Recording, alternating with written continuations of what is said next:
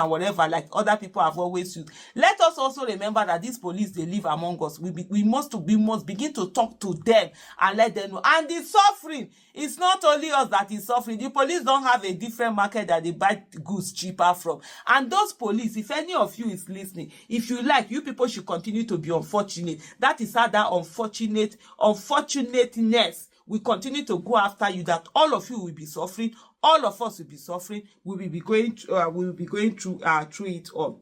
In a statement he signed, that's the former Vice President Atiku Abubakar charged Nigerians to stop Tinubu and his government from subverting democracy. According to Atiku, Nigerians bore witness to a chilling display of lawlessness yesterday as the Tinubu-led All Progressive Congress APC exposed the depths of his desperation to retain power at all costs, through sheer political brigandage and the subversion of democracy. In Osun State, the APC orchestrated a full-scale assault on the democratic process, attempting to hijack the local government elections through brute force. Armed thugs and mercenaries operating under the party's protection launched an audacious bid to seize control of all 30 local government area council secretariats. I haven't followed that Osun State, but I've seen a lot of reports. News at some there will be some fatal casualties, and people have been talking about it. I know there was Davido also had come in. I saw some tweets, some he already had to delete, some he had to something like that, and the whole drama. But I just didn't follow. I don't even know. I didn't have the energy to just follow that whole drama that was happening. But indeed, as something was going on. And yet, the so-called national leadership of the APC and the presidency watch in complicit silence. Had it not been for the fearless resistance of the Osun people who stood their ground against the APC's rampaging foot soldiers, democracy in the state would have been trampled under the boots of political marauders acting at the behest of their paying overlords.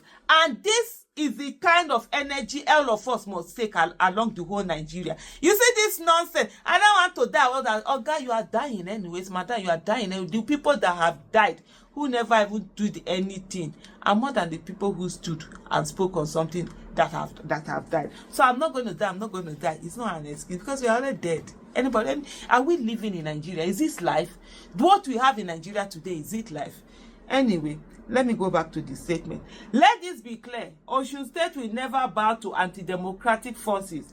The people have shown beyond doubt that they will not allow their electoral rights to be stolen, no matter the level of intimidation. We demand that security agencies deployed for Saturday's elections uphold their constitutional duty with professionalism, refusing to be used as enforcers of the APC's criminal agenda. The world is watching. Nigeria should always also watch. Let's not leave the world alone to watch. Citizens of Nigeria, we should also watch.